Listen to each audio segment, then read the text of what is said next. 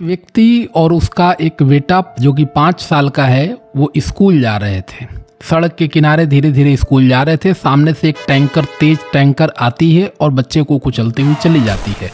बच्चा अस्पताल में भर्ती होता है, लेकिन डॉक्टर उसकी जान नहीं बचा पाते हैं। यह मामला कोर्ट में जाता है और कोर्ट 30 मई 2016 को मोटर एक्सीडेंट क्लेम्स ट्रिब्यूनल के द्वारा लगभग 7.25 लाख रुपए का मुआवजा बच्चे के पिता को दिया जाता है।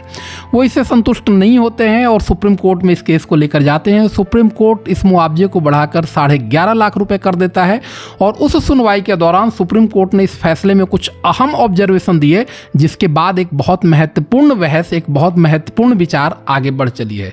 सुप्रीम कोर्ट ने अपने फैसले में नोट किया कि जिस सड़क पे वो दोनों जा रहे थे, वहां न तो कोई फुटपाथ था और न ही कोई पैदल पार पथ था। सुप्रीम कोर्ट ने इस फैसले में बहुत तीखी टिप्पणी करते हुए कहा कि राइट टू वॉक सिक्योर और रिकॉग्नाइज राइट के तहत राइट टू वॉक एक महत्वपूर्ण राइट के रूप में रिकॉग्नाइज करना चाहिए था, लेकिन वहां पे right to freely walk available नहीं था। इसी ने यह भी कहा कि हमारी इमेजिनेशन में, हमारी कल्पना में सड़क सिर्फ वाहनों के लिए बने हैं। हमारी इमेजिनेशन में, हमारी कल्पना में कभी आता ही नहीं कि सड़क पे पैदल इंसान भी चल सकते हैं या चलने चाहिए। इसलिए हमारी जो भी रोड बनाने वाली संस्थाएं हैं, सरकार की जो भी बॉडी है, नगर पालिकाएं हैं, वो सिर्फ वाहनों को ध्यान में रखकर सड़क बनाती है। कभी भी आम नागरिक और पैदल यात्री को ध्यान में नहीं रखा जाता है। इस तीखी टिप्पणी के बाद सुप्रीम कोर्ट ने एक ऐतिहासिक और महत्वपूर्ण फैसला दिया।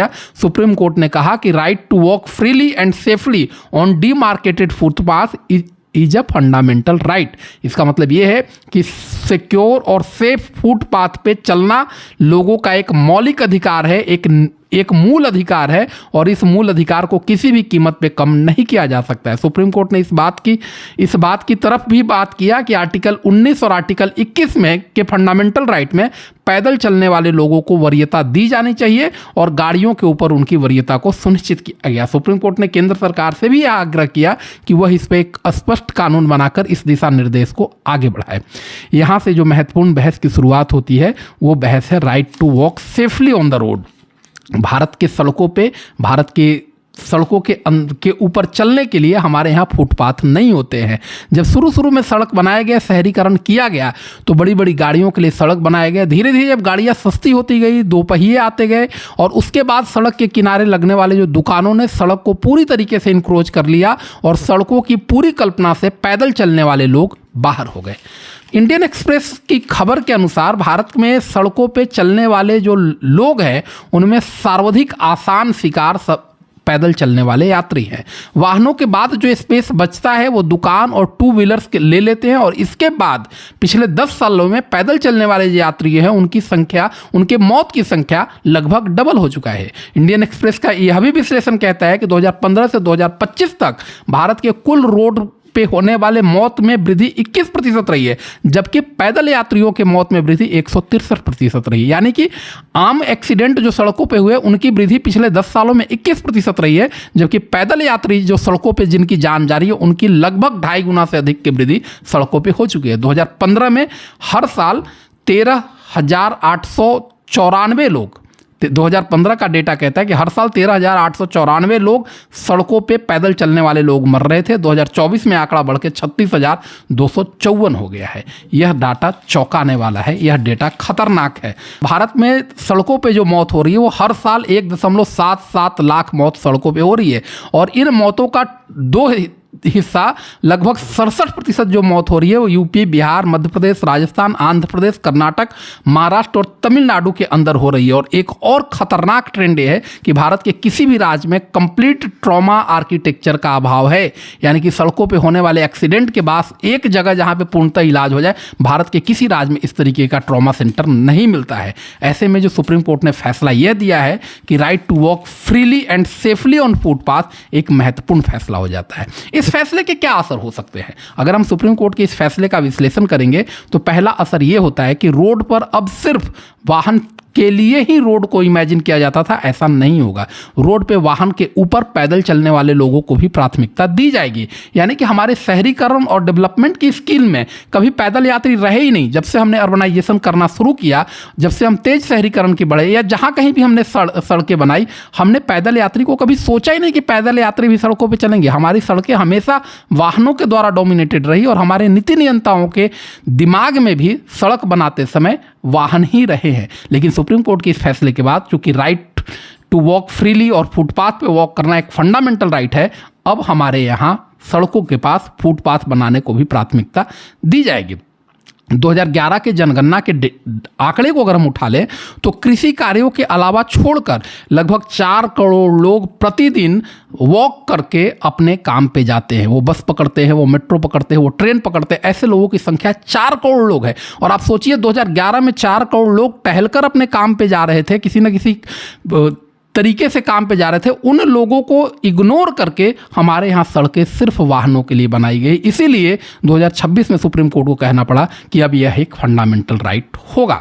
भारत में चौड़ी सड़कें हैं, फ्लाईओवर्स है, अंडरपास है, लेकिन हमारे पास फुटपाथ नहीं है। जेब्रा क्रॉसिंग है तो कोई रूल नहीं पालन करता, फुट ओवर ब्रिज का अभाव नहीं है। लोग कैसे सड़क पार करेंगे? आप देखते होंगे कि सड़कों पर चलते हुए लोग इंतजार करते हैं, डरते हैं, ठहरते हैं, और खास करके वृद्ध लोग, बच्चे लोग, महिलाएं लोग, शारीरिक रूप से अक्षम लोग, उनके लिए तो सड़क पार करना एक युद्ध पार करने जैसा होता है। ऐसे में सुप्रीम कोर्ट का यह फैसला बहुत महत्वपूर्ण हो जाता है।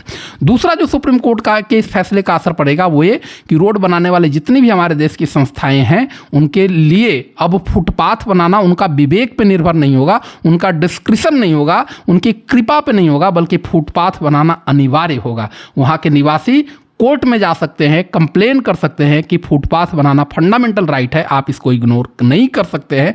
जहां भी रोड बनेगा पैदल पथ बनाना ना उनका अनिवार्य होगा, उनके लिए मजबूरी होगी और ये जरूरी होगा। तीसरा जो इसका असर पड़ेगा सुप्रीम कोर्ट के इस फैसले का, वो असर ये पड़ेगा कि यातायात का डेमोक्रेटाइजेशन होगा। जो परिवहन है उसका लोकतांत्रिकरण होगा। अब तक रोड को हम सिर्फ वाहनों के लिए इमेजिन करते थे, अब रोड को हम पैदल यात्रियों के साथ भी इमेजिन कर सकते हैं। और इस तरीके से सड़कों पे पैदल यात्रियों को एक सेफ सिक्योर माहौल मिलेगा। उस पैदल यात्रियों को के स्पेस का एक लोकतांत्रिकरण होगा। चौथी बात जो इसके तहत होती वो आएगी, वो ये है कि अर्बन प्लानिंग में हमारे यहाँ आज तक अर्बन प्लानिंग के अंदर फुटपाथ को बहुत वरीयता नहीं दी गई थी। अब जो शहरीकरण होगा उसमें अर्बन प्लानिंग में साइकिल ट्रैक, फुटपाथ को भी महत्व मिलेगा। दुनिया भर के कई शहरों में पहले से हो रहा है। भारत में भले ही इस चीज़ को इग्नोर किया गया हो, लेकिन दुनिया के कई शहर हैं, जैसे कोपेनहेगन में वॉकिंग, साइकिलिंग को जीवन का एक इंपॉर्टेंट हिस्सा बना दिया गया, इंटीग्रल पार्ट बना दिया है।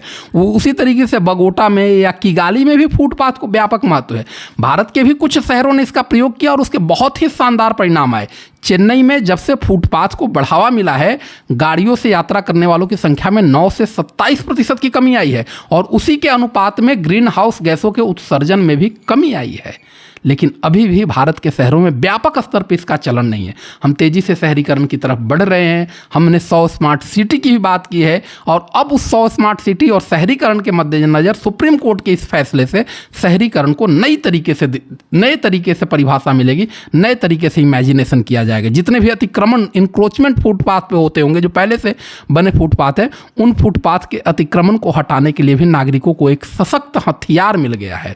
और कोई भी एजेंसी, कोई भी संस्था अगर फुटपाथ नहीं बना रही या फुटपाथ उपलब्ध नहीं करा रही है, तो फंडामेंटल राइट के तहत इस चीज का आना, राइट टू फ्रीली वॉक, एक बहुत महत्वपूर्ण कदम है। आप जानते हैं कि आप फंडामेंटल राइट हमारे जीवन के मूलभूत अधिकार है और इन अधिकारों के दावा करने के लिए हम सीधे हाई कोर्ट और सुप्रीम कोर्ट जा सकते हैं। इसलिए आर्टिकल 21 और आर्टिकल 19 में इस अधिकार का आना, सुप्रीम कोर्ट के इस फैसले का आना एक बहुत ही महत्वपूर्ण और क्रांतिकारी कदम है।